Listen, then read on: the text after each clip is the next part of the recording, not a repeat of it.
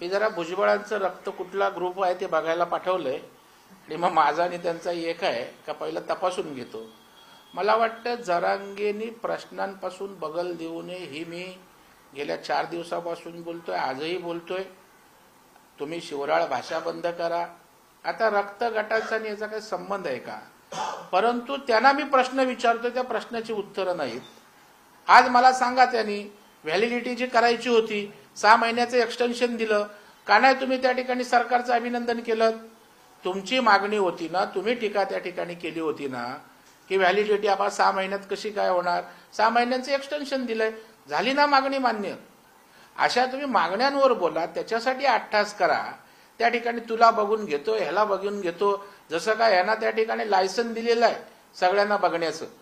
म्हणून मी परवा बोललो, सगळ्यांना बघून घेतं, सगळ्यांना काय सगळं बघता येतं आणि सगळ्यांना हिशोब चुकते करता येतात।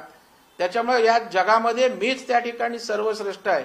या जगात आंदोलनच झाली नाहीत, या जगात आंदोलन कोण नेताच झाला नाही।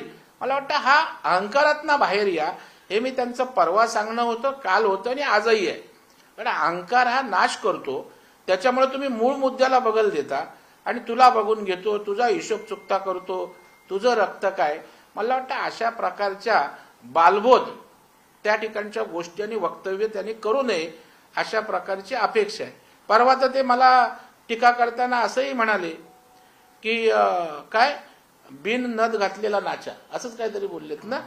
तर माझा एक मित्र बोलला, तुम्ही बोला असं की गणपत पाटील आहे, त्याने दाढी मिशी काढली तर गणपत पाटलांनी त्यांचं काय साम्य आहे का बघा। मी बोललो बाबा मी असं बोलणार नाही, कारण महाराष्ट्राची ती संस्कृती नाहीये।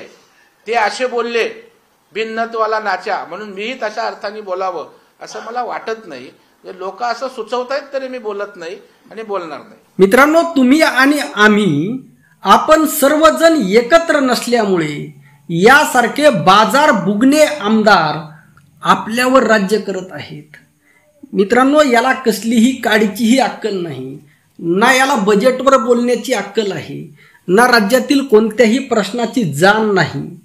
केवळ मराठा आंदोलन दडपून टाकल्यामुळे याला आमदार केलेला आहे। मित्रांनो, हा मुळात भ्रष्टाचारी आहे। असा माणूस भारतीय जनता पार्टीने जवळ केलेला आहे। आणि मित्रांनो, असा आमदार ज्याची आमदार होण्याची योग्यता नाही, ज्याची जनतेचा प्रतिनिधी होण्याची योग्यता नाही, असे लोक आमदार झालेले आहेत। आणि ते केवळ यामुळे, कारण आपण सर्व एक नाहीत, आपण आपली ताकद मतदानातून दाखवून देत नाहीत। संपूर्ण महाराष्ट्राने आपण आपली ताकद मतदानातून दाखवून देणं गरजेचं आहे आणि अशा बाजार बुगण्या आमदारांना घरी बसवणं गरजेचं आहे आणि आपण आपले खरे प्रतिनिधी विधानसभेमध्ये पाठवणं गरजेचं आहे, जे आपल्या बाजूने बोलतील। रामकृष्ण हरी, जय जगद्गुरु, जय शिवराय, जय भीम।